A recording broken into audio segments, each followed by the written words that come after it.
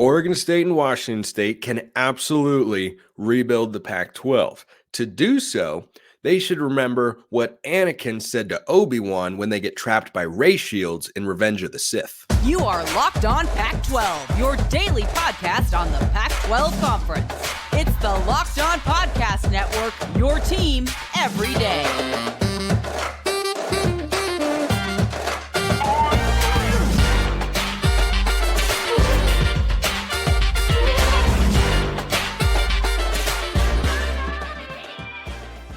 Welcome, everybody, to another episode of Locked On Pac-12. I'm your host, Spencer McLauglin. Thank you so much for making this your first listen or your first view of the day, part of the Locked On Podcast Network, your team every day, and your number one source to stay up to date with our media rights-free and Pac-2 dominated and beloved Conference of Champions. For 3 more shows, including this one, before it's Locked On College Football, starting on Monday. Still, like, comment, subscribe, rate, and review wherever you listen to or watch this show, which today is brought to you by LinkedIn. These days, every new potential hire can feel like a high-stakes wager for your small business. That's why LinkedIn Jobs helps find the right people for your team faster and for free. Post your job for free at linkedin.com/lockedoncollege. That's linkedin.com/lockedoncollege. Terms and conditions do apply. So there's this great scene. I mean, it's a great movie, just generally speaking, Star Wars Episode 3, Revenge of the Sith, in which you have got Anakin and Obi-Wan Kenobi hunting down General Grievous, trying to free the Chancellor and get off of the ship. And all of a sudden, they are trapped in ray shields. And Obi-Wan says to Anakin, wait a minute, we're smarter than this. And Anakin says, apparently not. And then he says, I advise patience. Yes, patience. We'll be patient, and then R2 will come along, and he'll disable the ray shields. R2 comes along. It doesnn't go that way, but it all works out in the end. Right until Anakin... That didn't end very well. Okay, anyway, so I think that for Oregon State and Washington State, this is what applies. I advise patience, because to rebuild a conference into the premier group of 5 conference in the entire country in college football, which in the 12-team format has real, solid, tangible benefits, patience is warranted. Why? Because the unknown landscape is still a thing. There are elements to this sport and the fundamental structure of it that could change in the next couple of years. You don't know what's going to happen with the ACC lawsuit. You also don't know what's going to happen with the entire structure of conferences. Because we have these media deals, big, massive, gargantuan, expensive, valuable, however you want to see it, media deals for these conferences for the next, 5, 7, 8, 9 years, depending on which deal you are actually looking at. If you're Oregon State and Washington State, taking advantage of the fact that there's a 2-year grace period the NCAA provides you. There's a 2-year grace period that they provide you to have fewer than 8 teams in your conference and still be recognized as a league. There is no hurry here. There is no timetable that requires the Beavs and the Cougs to have a conference all put together for 2025. They can wait until the following season. They can let the ACC situation play out. They can see how teams like their new conferences and whether or not they're going to stay in them for a very long time, which I suspect they will. But again, is there anything that we actually know in the world of college football? No. The answer is no. You could also wait to see what sorts of brands at the group of 5 level become appealing to add to your conference potentially in a couple of years. As I've laid out, the timeline aligns for Oregon State and Washington State to rebuild the league and do so on a timeline that goes along with the Mountain West's media deal expiring and coming up for renegotiation as the Pac-12 deal did. Well, how did the Pac-12 implode? Well, conferences came for those schools when that deal was expiring. No exit fees for those teams. And then all of a sudden, it's a lot easier to build a conference. And then Oregon State and Washington State, if they stay patient along that route and operate as I have suggested on this show and go get, 4 to 6 teams from the Mountain West and probably 4 teams from the American and build the best group of 5 conference in America and have your conference champion almost assuredly getting a spot in the college football playoff, not guaranteed, but the access would be readily available. That is the best path forward. Now, do Oregon State and Washington State have an eye on the future? I think they should. I think they will. A consolidation or a breaking off of college football, as Chip Kelly has suggested, would benefit Oregon State and Washington State. Because if football became its own one mega conference that then got redivided into regions, I think the powers that be would have the ability, and I hope the desire, to include Washington State and Oregon State in that mix. Heck, if it's just FBS and FCS, you could have a mix of G5 and P5 schools in a particular region and set up a scheduling arrangement, but that's a conversation for another day. So that's a long-term play, but that, I think, is at least 7 to 10 years down the road from taking place. For Oregon State and Washington State, you want to position yourself not just to be must-have candidates in that hypothetical world in which football breaks away and is completely separate from all the other sports. You also want to think about a world, a feasible one, in which the Power Four conferences remain, but decide in 7 to 10 years or so, or whenever these media deals are coming up for renegotiation, or when whether they can add with a pro rata clause, RATA, whatever it is. I think that they have to be thinking, let's set ourselves up for success. The best way to do that, in my view, is to build a premier group of 5 conference that might not be for the long haul. It could be short-sighted thinking. It could be short-lived, but guess what? It could still be there. And you could even have a world. Think about this. You could have a world in which that conference gets built, let's say in 2 years. Let's say in 2026, you have a conference that looks something along the lines of Memphis, Tulane, UTSA, and I don't know, South Florida, just as an example from the American, from the Mountain West. You've got Fresno, Boise, San Diego State, Colorado State, Air Force, UNLV, Wyoming, San Jose State. Put together whatever mishmash you want. But the big hitters would be in there from the Mountain West. Oregon State and Washington State are in that league. Let's say it's a 12-team league. Let's say when the Big 12 media deal comes up for renegotiation in, 2030, 2031, somewhere around there, let's say Oregon State and Washington State have been dominating that conference. Well, they'd be the top targets, wouldn't they? Of course they would be. And that's what they'd be thinking about. How do we position ourselves to succeed down the line? And if you're in that conference, and if only Oregon State and Washington State get plucked into the Big 12 or the ACC or whoever would make a move, those would be the most likely conferences, I think. Big 12 more likely than the ACC. Then the conference they'd be leaving behind, if no one else is taken out of that league, and there isn't a breaking off into 2 super leagues or football separating from the rest of the sports altogether and becoming its own entity, that conference can still continue to survive and thrive as the premier group of 5 conference in America. So if you've been worried about having a guilty conscience there, which I don't think Oregon State and Washington State can be in a position to do right now, it's the hunter or the hunted. You're either on the prowl or you're getting eaten. That's the way realignment clearly works. Although that's oversimplifying how Oregon State and Washington State got into this particular situation, because I don't think they made a bunch of bad decisions. I've argued that they made just the opposite leading up to this entire mess. However, there were certainly some missteps from the conference that they were in. And so now that they have a chance to control their own future, I don't know how you don't try and take advantage of that opportunity. If you're Oregon State and Washington State, create an opportunity. Like Harvey Dent said in The Dark Knight, make your own luck. Sometimes you have to make your own luck. When could this begin?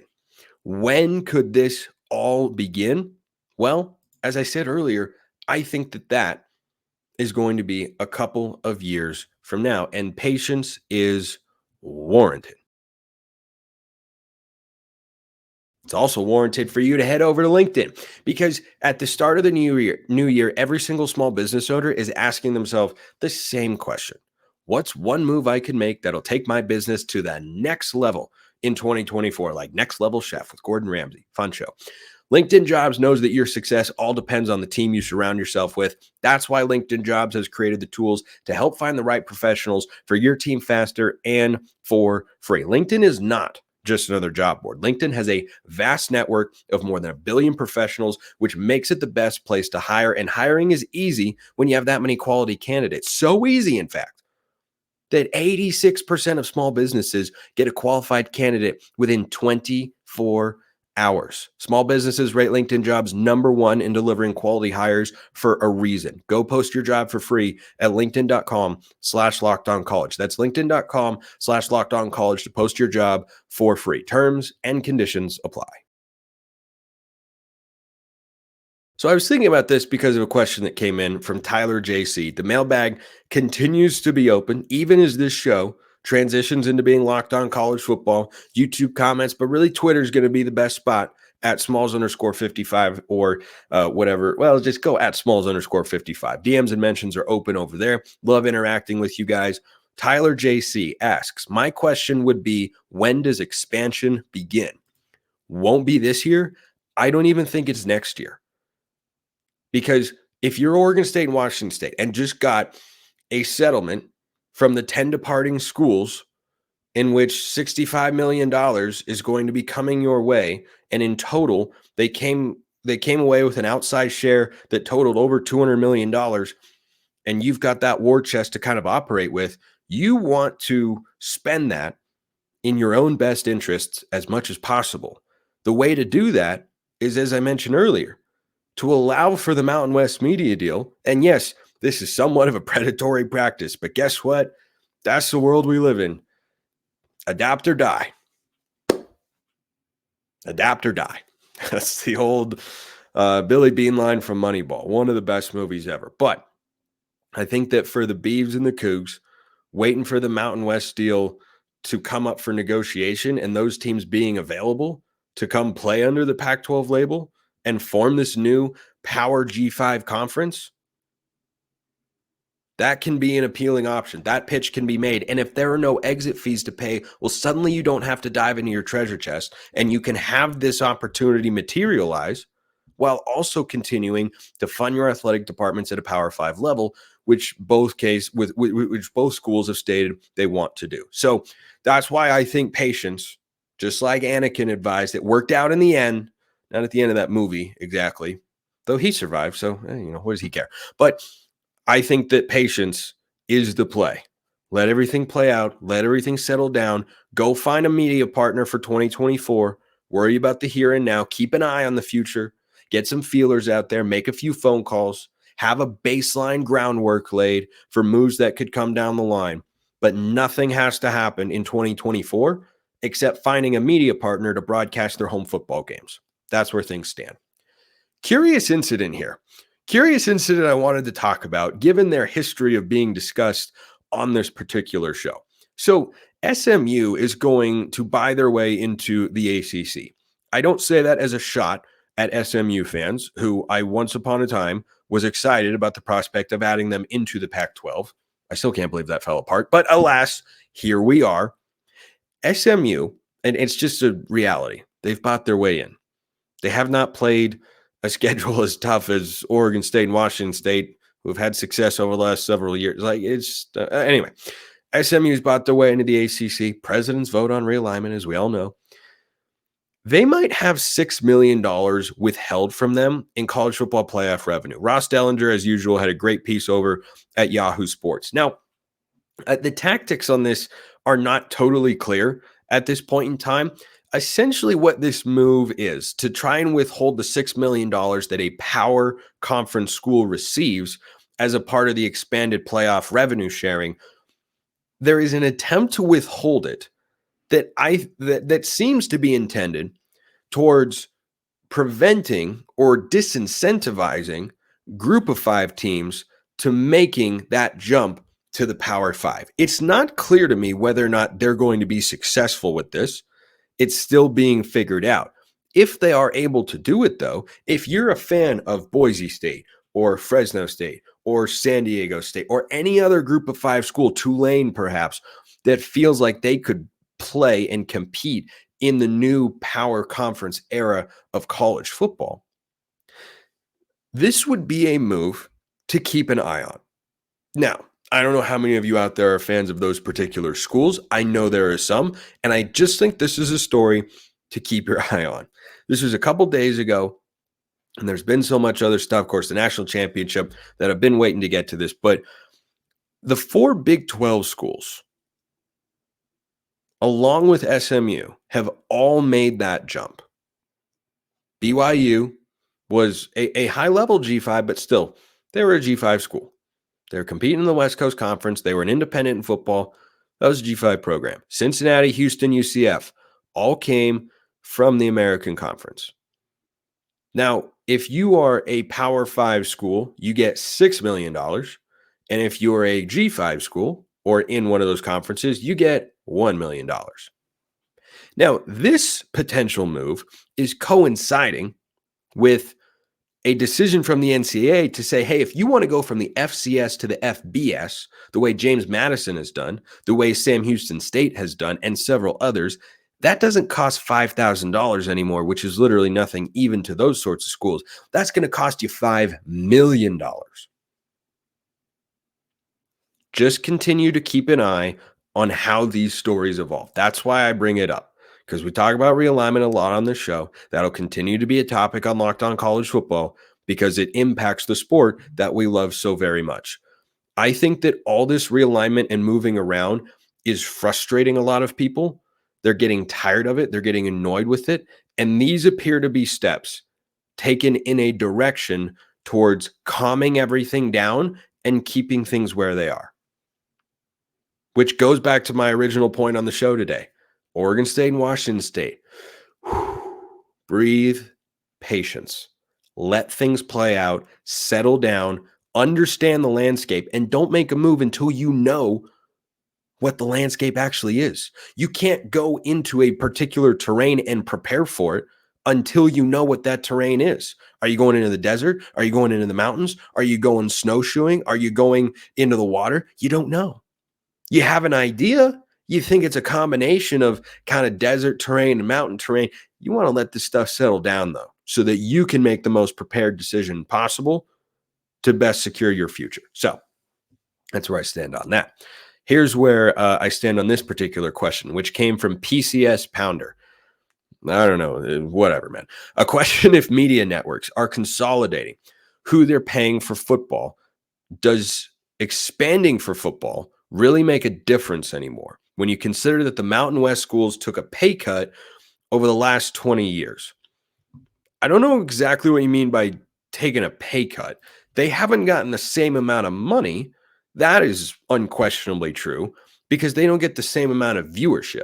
So this was something I talked about on a recent episode of the show in which I was asked a question regarding, hey, what actually determines a power conference and a non-power conference? And I think this dates back to kind of the 80s and 90s and the coming of age of television and the expansion of mass media and everything. But really in the 80s and 90s when television for college football and sports in general really started to take off. When that all started to take off, there were certain universities and schools that decided we want to be at the center of all of this. And so they made investments and raised money and decided we want to have people in our stadiums. We want people to care. We want it to be a big production. We want to play in big games. We want to win. And we want to be the most viewed product possible. And that is what the television networks latched onto. And that's how you got the discrepancy between the power conferences and the group of five conferences. And that's reflected in the tidbit I talked about earlier. Group of five teams get $1 million as a part of the college football playoff expansion. Power 5 teams get $6 million because the branding of those schools and the revenue that comes with that for the television networks is earned more by the power schools. They have bigger television numbers, so they get a larger share of the pie. Makes sense. But so I don't think the Mountain West is necessarily taking a pay cut, but the consolidation factor is a great one to consider for the media networks. But would it make a difference anymore for the Pac-12 to re-expand? Yes, it would. Because even though it would not be considered a power conference in the eyes of the college football world, in the eyes of television networks or college football playoff voters or fans or anybody really, there is still inherent value. And I don't think that CBS and Fox are committed to that deal and thinking, well, we've got all these other deals over here. We're just not even going to be a part of the Mountain West, that we don't want to put them on TV. They have them there amidst the age of power football for a reason. You've had Power 5 leagues for a while. How have other conferences gotten deals? Inventory. inventory and some level of value and know those conference media rights contracts are not as valuable. So I think there's absolutely value, and time slots are definitely something that, Oregon State and Washington State, and partnering with the Mountain West, can provide to those networks that not every conference can. It's why the Big Ten is starting to go west, because they're saying we want to be able to be in that late night window because everybody else plays a lot earlier. And we don't want to put reruns of a, beloved TV show. We'd rather put on college football and be a place for people to go for that. So it doesn't cost as much because the viewership is not as high, but that doesn't mean there isn't value in it for both sides. That all gets hammered out in the details there, but absolutely there is value in having that level of football as a part of your television package. So I think that it makes complete sense for both sides, and I could see it coming to fruition one day. I didn't see a lot of things coming in the 2023 season. Some I did. Season grades coming up next after we talk about FanDuel, because the NFL regular season has wrapped up. The playoffs are here, but there's still time to get in on the action with FanDuel, America's number one sportsbook. Right now, new customers get $150 in bonus bets guaranteed when you place just a $5 bet. That's it. That's $150 in bonus bets, whether you win or lose. How about that? The app is super easy to use, and there are a lot of different ways to bet. You can do live save game parlays. You can find bets in the new Explore tab. You can make a parlay in the Parlay Hub, which is the best place to find popular parlays, all that and so much more. Visit FanDuel.com/lockedon. Make your first bet a layup. Don't hurl up a desperation three. Make your first bet a layup over at FanDuel. FanDuel, official partner of the NFL. Good stuff today. I'm going to get through 4 questions to end today's show, 3 of them from one individual. That would be Bud. First question. Now that the football season is over, how would you grade each Pac-12 football team this year as they graduate to their new/reorganized conferences? I'll go to every team. I'll hand out a grade, and just know I am not like a lot of teachers and college professors nowadays. I do not just give out A's and give out B's. You got to earn it. These grades are compared to my preseason expectations and how they performed. That is where I'm coming at these grades. So Washington made the national championship game. That is an A+. It literally could have only been one game better. A+ for the Huskies. Washington State, however, gets a D+.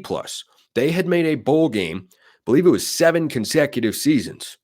I expected them to make a bowl game again. And to start 4-0 and not even make a bowl game, that is a below average season. And that is not the standard.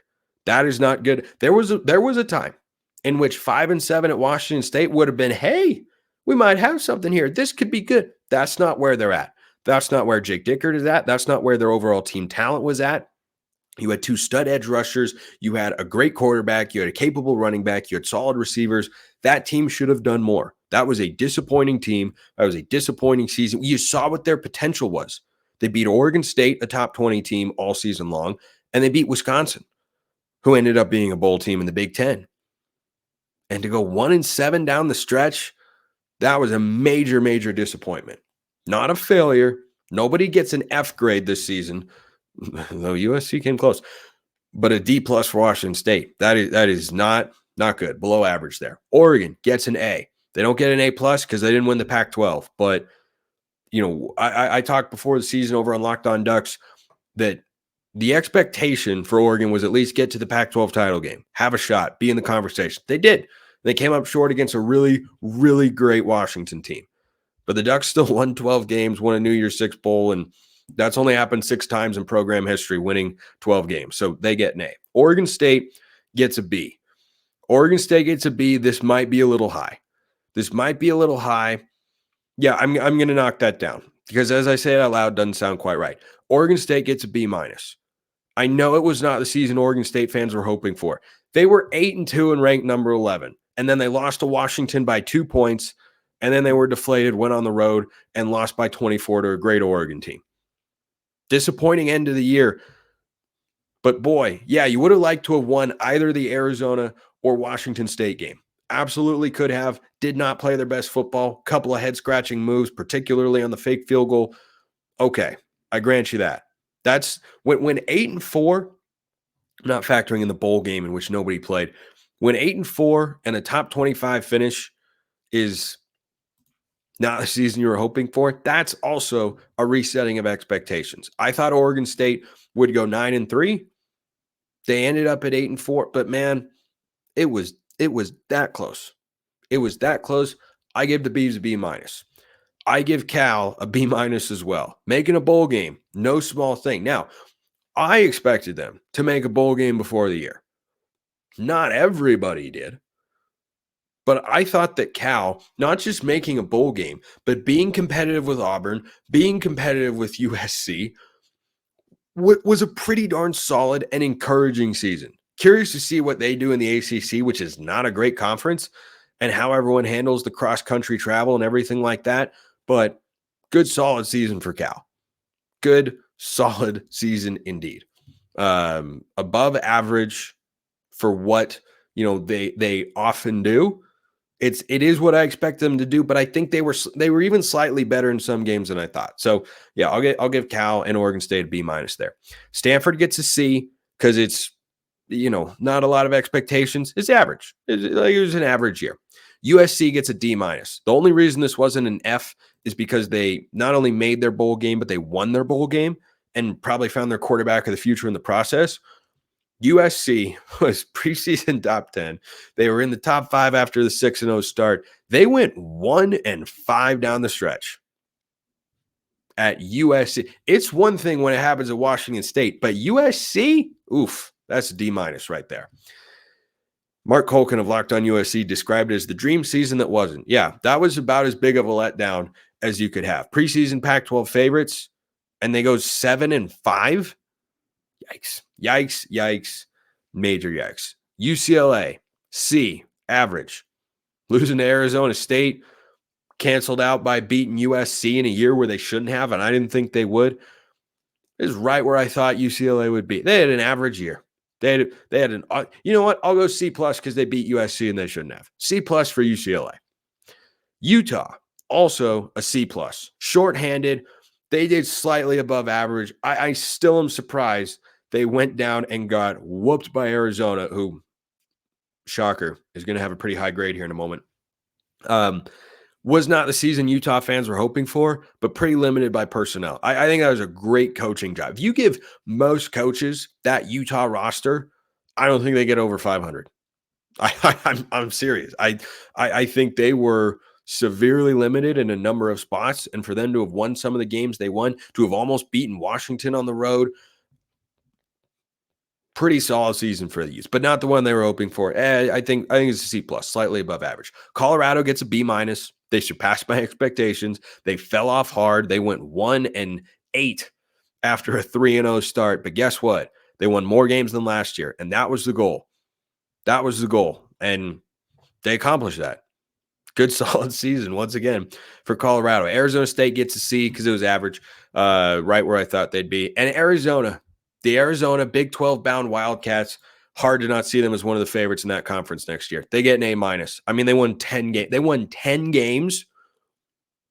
The only reason this isn't an A or A+ is because they didn't reach the Pac-12 title game. And they could have.